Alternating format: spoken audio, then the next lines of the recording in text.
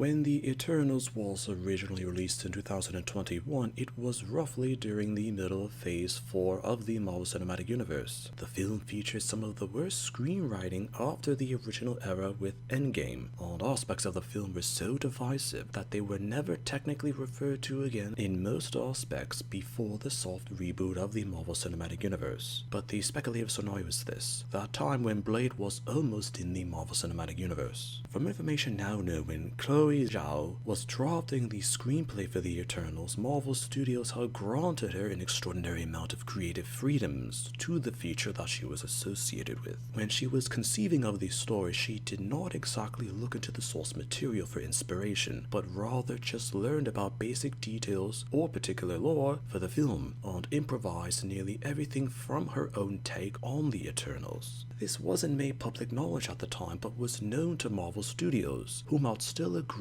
to let Chloe Zhao interpret the characters or story on prior events in any way she desired, due to the success of the prior film she had made being Nomadland and the reputation that she had gained as a result of it. Due to the praise from the film, Marvel Studios assumed that her take on the Eternals would be mostly positive. But this was not the situation, and the Eternals was arguably one of the worst films after the original era. Mahershala Ali was interested in the concept of adapting Blade for the Marvel Cinematic Universe, and was an actor with a good reputation, also with prior showings with related Marvel properties. So when he pitched the concept to Marvel Studios, Kevin Feige and the producers seriously considered his attempts at the time. This was also with the assumption that the Eternals would have been a massive success, which would have started a franchise of its own with Chloe Zhao's vision with that group of characters. Conflicting sources had it that even Chloe Zhao did not necessarily know how to properly introduce Blade into the Marvel Cinematic Universe at the time by Mahershala Ali. This was why he had just a minor bit of dialogue with no actual screen time, which would have been later expounded upon by future screenwriters from the Marvel Cinematic Universe to bring a then modernized interpretation for Blade. After the Eternals became a clear and unavoidable disaster for Marvel Studios, it not only affected Chloe Zhao's film career, it also affected perceptions of the Eternals in the wider scope of the Marvel Cinematic Universe. Anything related to the film was automatically considered non-canon or semi-canon to any film before or after. Few, if any, references within the media were acknowledged by any other source. On problems relating to Mahershala Ali's Blade reboot pitch were re-evaluated to see if it would actually work within the Marvel Cinematic Universe after Endgame. Rumors also had it that there wasn't much plans beyond his initial suggestions for a film, on basic concepts were implemented on later abandoned due to the turmoil that the Marvel Cinematic Universe was in at the time. Finally, with the dismal perceptions of Phase 4 on Phase 5, the reference was quietly abandoned by Marvel Studios and officially discontinued, with the casual and serious audiences reacting to Wesley Snipes returning as Blade in the Deadpool and Wolverine feature.